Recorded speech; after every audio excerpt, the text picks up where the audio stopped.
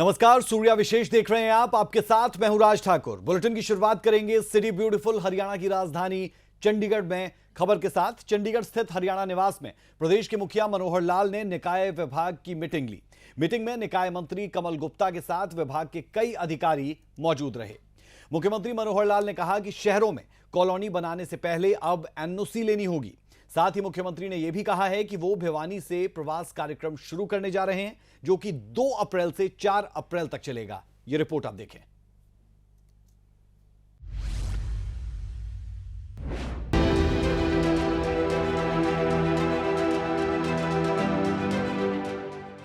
चंडीगढ़ स्थित हरियाणा निवास में मुख्यमंत्री मनोहर लाल की अध्यक्षता में निकाय विभाग की अहम बैठक हुई।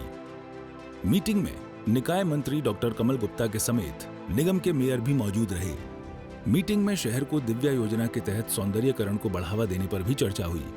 मुख्यमंत्री मनोहर लाल ने विभाग के अधिकारी और मेयरों को आदेश देते हुए कहा कि जिन शहरों में अनअप्रूव्ड एरिया 10% से ज्यादा है तो ऐसी जगह पर अवैध कॉलोनी न बनने दें, और अगर कोई नियमों का उल्लंघन करेगा तो उसके खिलाफ सख्त एक्शन लिया जाएगा।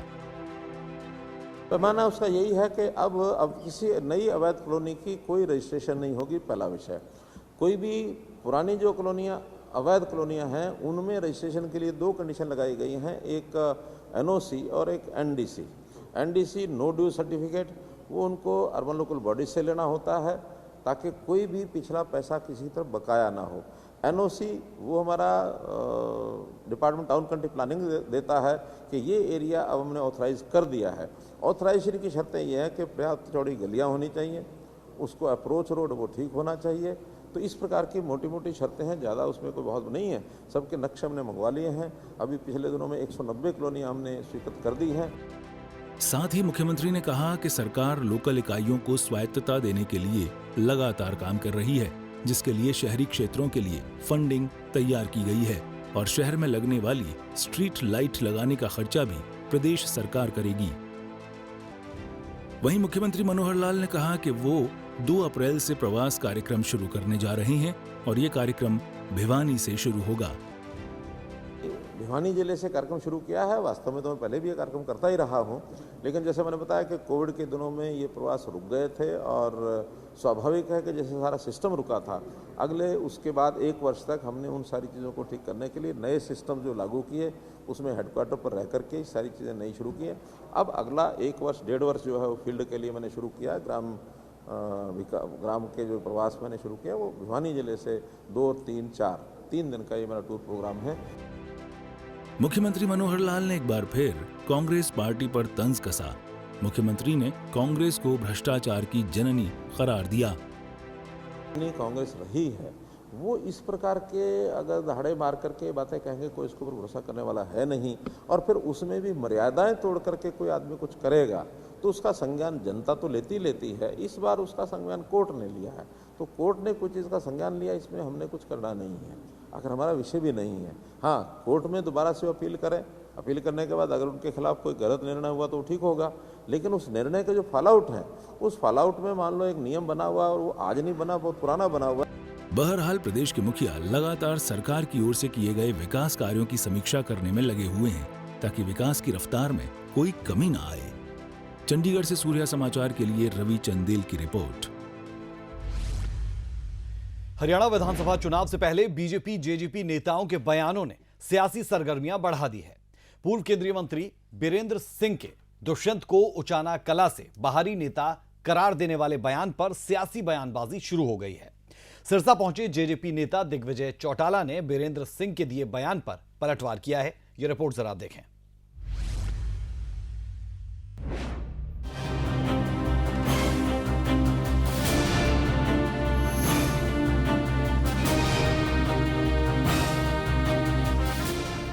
हरियाणा विधानसभा चुनाव की तैयारियां जोरों शोरों से चल रही हैं।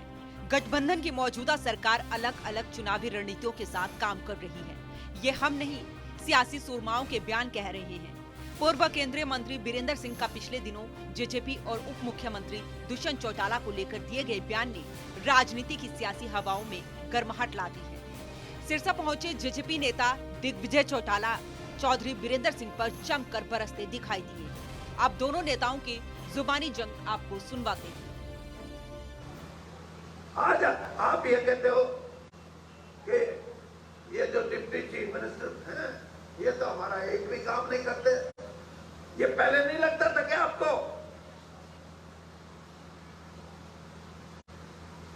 उसका इलाका है ये, उसका गांव यहाँ का है, उसका कोई भाईचारा यहाँ है। लेकिन ये कि बीजेपी को हराना है, प्रेमलता को नहीं देखा आपने, बीजेपी को देखा।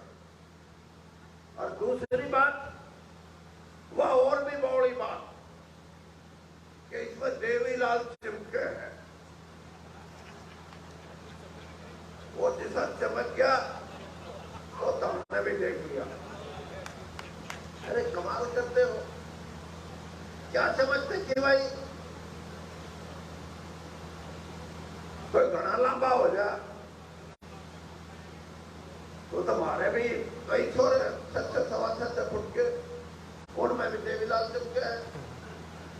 लेकिन मेरे को एक बात समझ नहीं आई कि उसने यहां हिम्मत कैसे की आने की। वो बात आप समझते नहीं हो। उसने हिम्मत इसलिए की कि यहाँ के लोगों को समझाया नहीं जा सकता, इनको बहकाया जा सकता है। और बहकाने में वो लोग हमारे जैसा बहकाने में है नहीं कोई तेज, और तारे जैसा बहकाई में आण जैसा तोड़ा बहकाई में जितने तमाश को कोई है नहीं।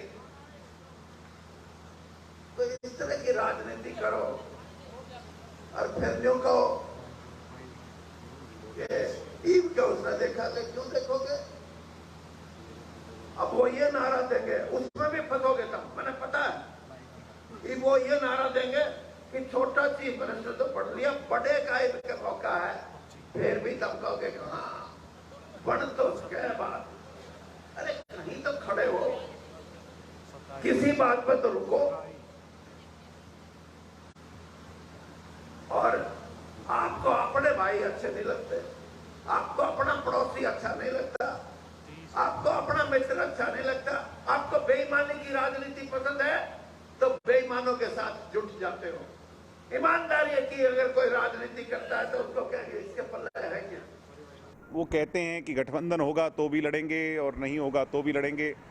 तो ये तो राजनीतिक अखाड़ा है, इसमें दो हाथ करके देख ही लें, कोई दिक्कत नहीं है, कोई उसमें कोई संकोच थोड़ी है।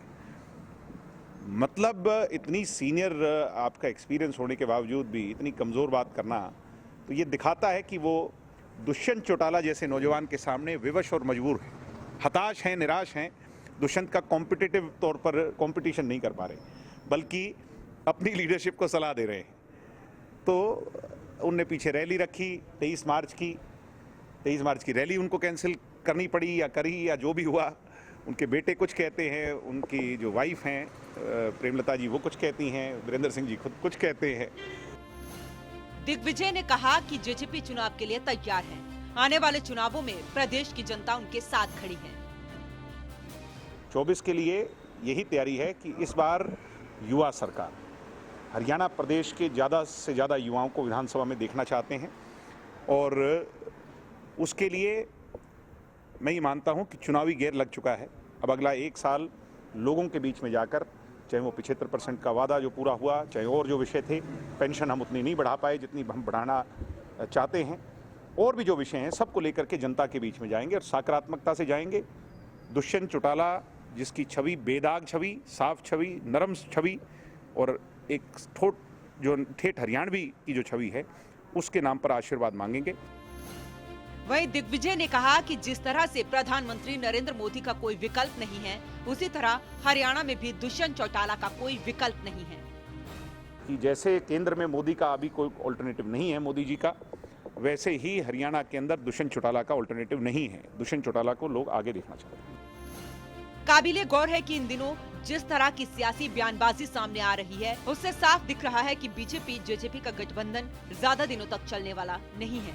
वहीं दूसरी तरफ दिग्विजय के बयान से भी ये साफ दिख रहा है कि जेजेपी बीजेपी पर अभी से दबाव बनाने की तैयारी कर रही है। सूर्य समाचार के लिए सिरसा से नकुल जसूजा की रिपोर्ट।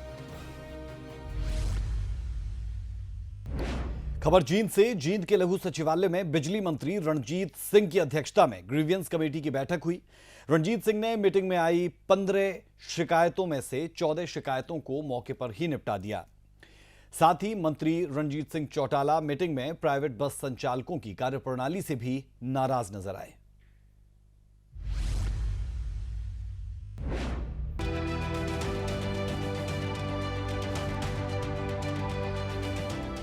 हरियाणा सरकार में बिजली मंत्री रणजीत सिंह जींद लघु सचिवालय पहुंचे।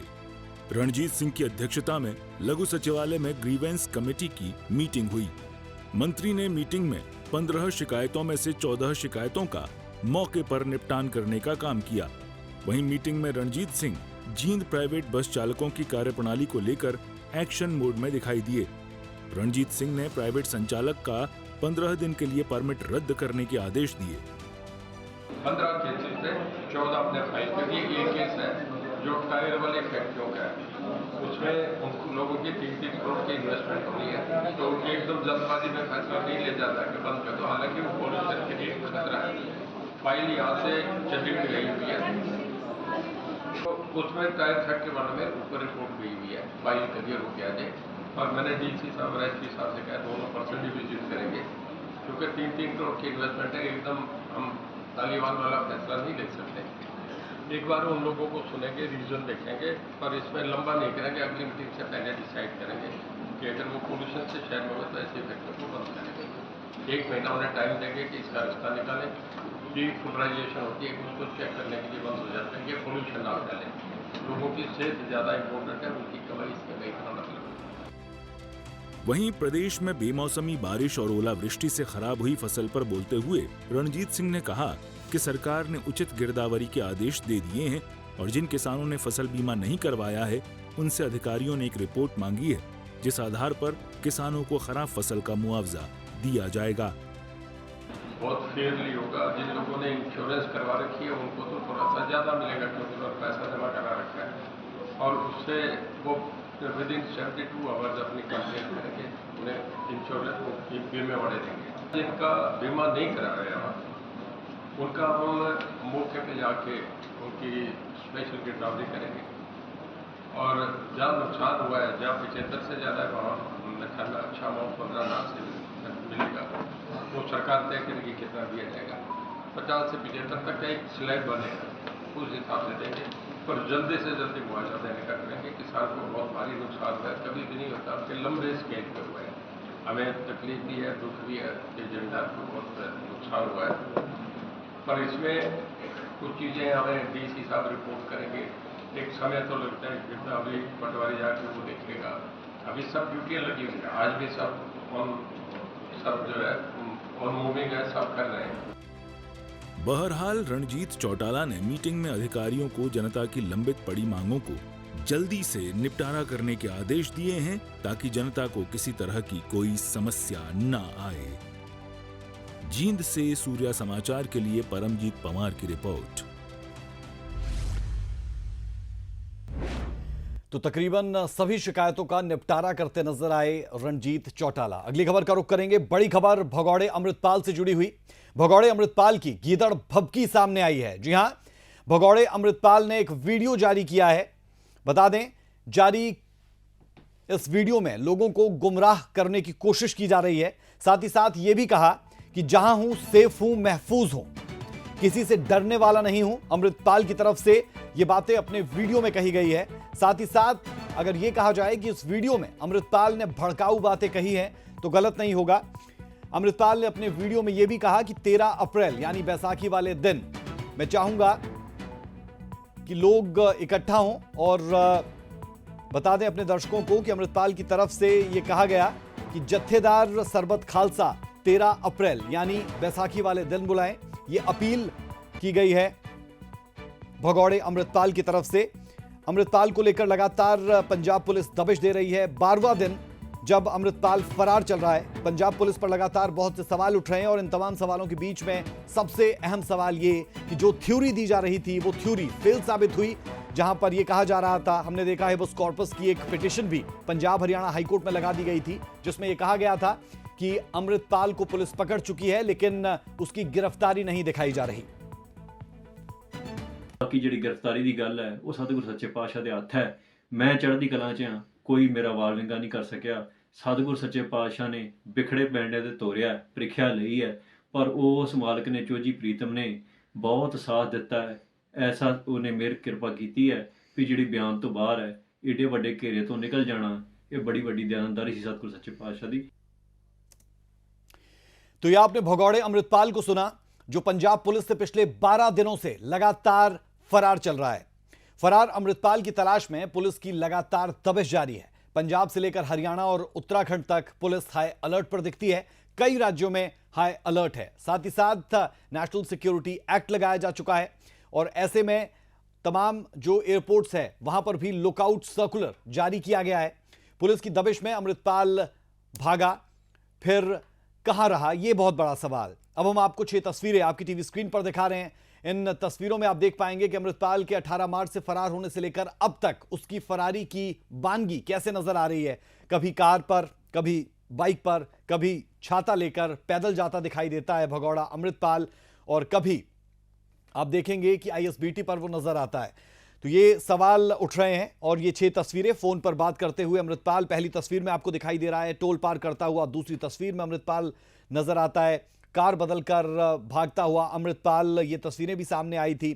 चौथी तस्वीर मर्सिडीज से फरार अमृतपाल की, जो हमने देखा था कि पहले ही दिन सामने आई थी। कार छोड़कर बाइक पर भागते हुए अमृतपाल की भी तस्वीरें सामने आई थी। छाता लेकर जहां अमृतपाल दिखाई दे रहा है, हालांकि संशय कुछ वीडियोस में जरूर रहा, लेकिन बहुत हद तक ऐसे वीडियो सामने आते रहे जहां पर ये साफ साफ दिखता रहा कि अमृतपाल फरार है, भगौड़ा है।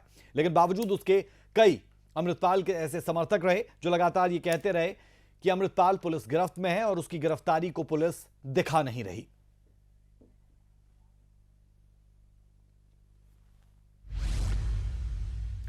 खालिस्तान समर्थक अमृतपाल सिंह पिछले कई दिनों से फरार चल रहा है। क्या आपने सोचा है कि चुस्त नाकेबंदी, वाहनों की चेकिंग और लगातार पेट्रोलिंग के बाद भी वो पुलिस के हाथ क्यों नहीं चढ़ पा रहा? ऐसा इसलिए क्योंकि पुलिस से बचने में उसका हर कदम पर मददगार है। हालांकि पुलिस हर दिन उसके सहयोगियों को गिरफ्तार कर रही है, लेकिन सवाल यह कि कौन है अमृतपाल की खालिस्तानी साजिश के 9 मास्टरमाइंड? जानने के लिए हमारी ये रिपोर्ट देखें।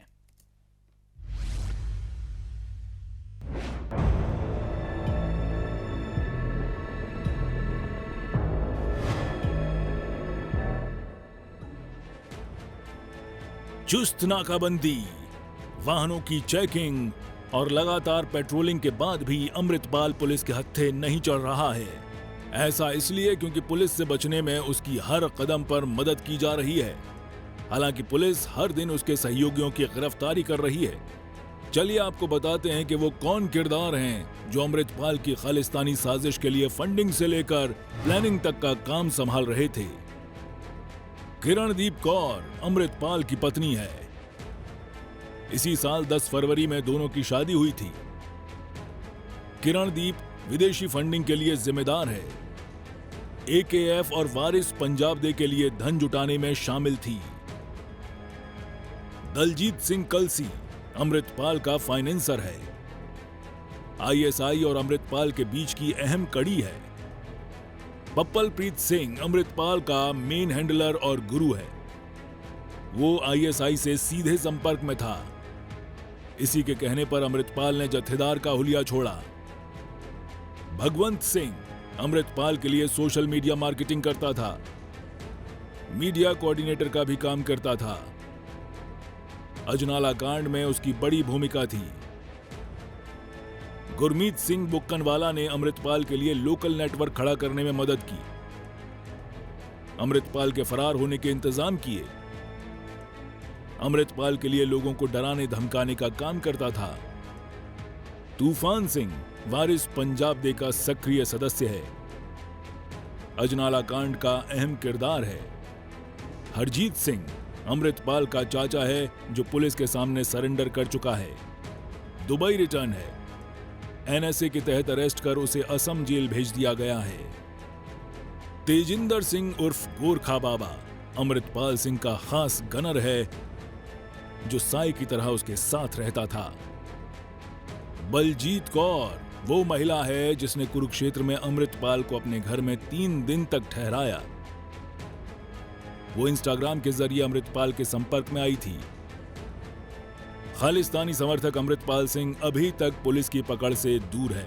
अमृतपाल फरार होने से पहले तक अपने देश विरोधी एजेंडे में जुटा हुआ था, लेकिन अब जब पुलिस उसके पीछे पड़ी तो वो दुम दबा कर भाग रहा है। सूर्या समाचार के लिए ब्यूरो रिपोर्ट।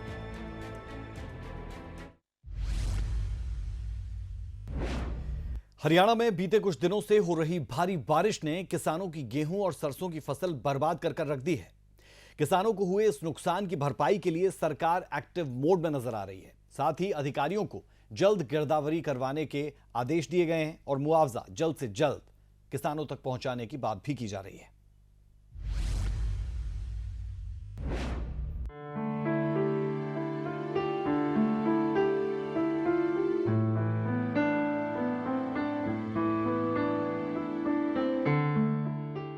बारिश से आई फसलों की तबाही का मंजर हरियाणा के हर जिले में दिखाई दिया। किसानों पर आई इस मुसीबत से पार पाने के लिए सरकार गंभीर दिखाई दे रही है। मुख्यमंत्री मनोहर लाल ने हवाई सर्वे कर खराब हुई फसलों का जायजा लिया। वहीं विधायक और मंत्री भी किसानों के खेतों में पहुंच रहे हैं। वहीं सिरसा में पिछले दिनों बेमौसमी भारी बारिश और ओलावृष्टि के कारण खराब हुई फसलों के मुआवजे के लिए अब जिला प्रशासन ने तैयारी शुरू कर दी है। डीसी पार्थ गुप्ता ने इस संबंध में जिला अधिकारियों की मीटिंग ली और सभी अधिकारियों को इस दिशा में जल्द से जल्द सर्वे करवा स्पेशल गिरदावरी करवाने का आदेश जारी किए हैं। पिछले 3-4 दिनों में जो बारिश और ओलावृष्टि हुई है उसमें हमारे जो प्रारंभिक आंकड़े हैं वो 66 गाँव में खराबे की हमारे पास रिपोर्ट आई है और उन 66 गाँव में जो है लोग जो सरकार ने भी जो है 22 मार्च को विशेष गिरदावरी के ऑर्डर कर दिए थे। तो उस ऑर्डर के अंतर्गत इन सभी गाँव में जो है विशेष गिरदावरी कराई जा रही है और जहाँ जिसका जो खराब है अकॉर्डिंगली जी उसकी रिपोर्ट आगे भेजी जाएगी। वहीं उपायुक्त ने कहा कि जिन किसानों ने मेरी फसल मेरा ब्यूरो पोर्टल पर पंजीकरण करवाया हुआ है उनके लिए क्षतिपूर्ति पोर्टल खुला हुआ है और संबंधित किसान इस पोर्टल पर अपनी फसल से संबंधित खराब रिपोर्ट दर्ज करवा सकते हैं। अगर किसी ने MFMB पोर्टल पर रजिस्टर करा रखा है वो जो है ई क्षतिपूर्ति पोर्टल पे भी जाके अपने खराबे के बारे में सूचित कर सकता है और अगर जिसने बीमा ले रखा है वो 72 घंटे के अंदर जो है अपने जो कृषि के जो अधिकारी हैं DDA है ADI है उनके दफ्तर में अपनी जो है बीमा राशि के लिए अपनी रिपोर्ट दर्ज करा सकते हैं। अक्सर किसानों को खराब हुई फसलों की एवज में मुआवजे के लिए लंबा इंतजार करना पड़ता है। अब देखना होगा कि इस बार किसानों को मौसम की मार पर मुआवजे के मरहम के लिए कितना इंतजार करना होगा। सिरसा से सूर्य समाचार के लिए नकुल जसूजा की रिपोर्ट।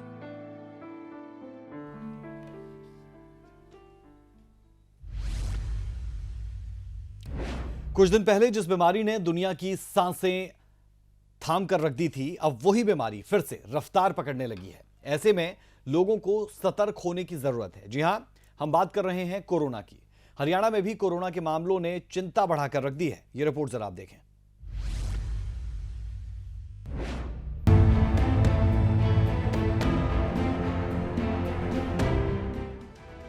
हरियाणा में खतरे की आहट। कोरोना की दस्तक ने बढ़ाई चिंता। कोरोना को लेकर हरियाणा कितना तैयार? हरियाणा में एक बार फिर कोरोना को लेकर खतरे की आहट है। पिछले 24 घंटे की बात की जाए तो हरियाणा में 24 घंटे में कोरोना के 91 नए मामले। एक्टिव मरीजों की संख्या 307 से ज्यादा हुई।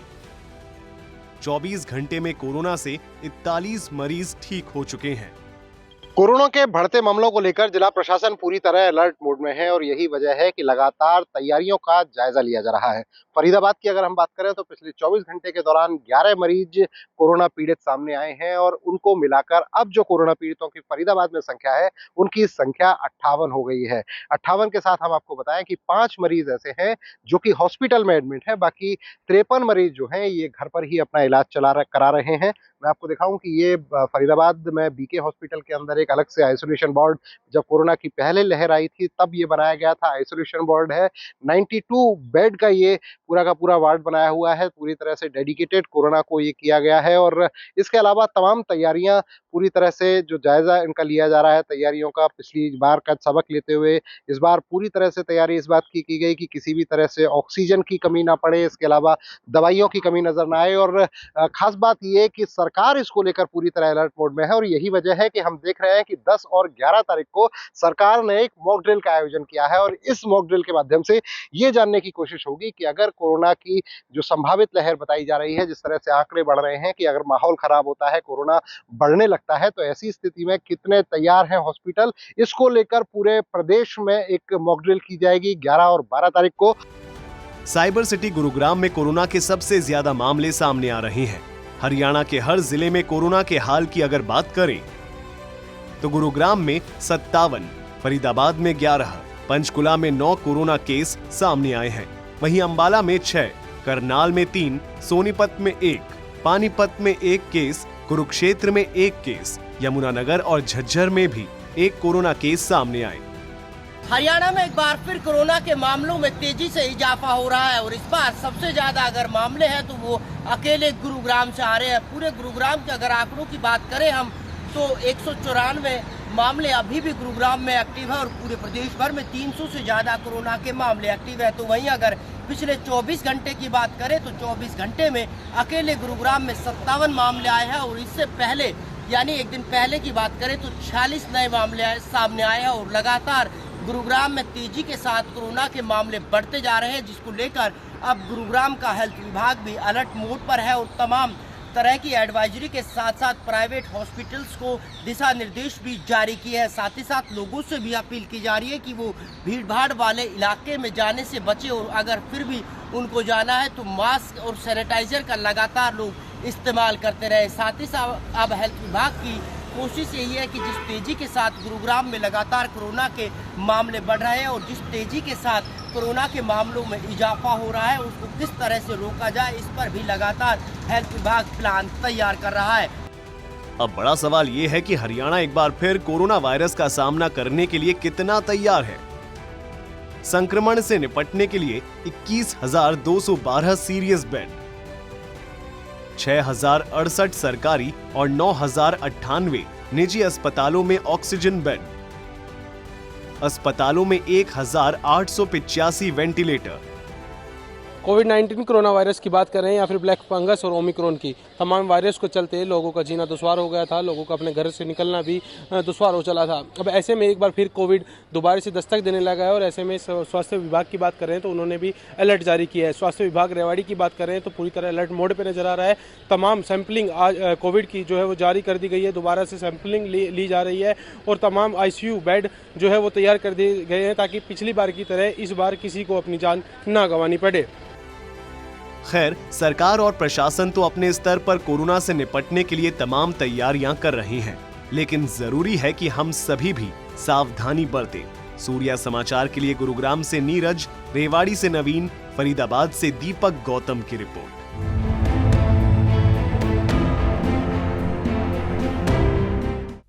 सूर्या विशेष में अभी के लिए हमारा और आपका साथ इतना ही। खबरों का सिलसिला सूर्या समाचार पर बदस्तूर जारी है। आप बने रहे हमारे साथ। अभी के लिए इजाजत दें। नमस्कार।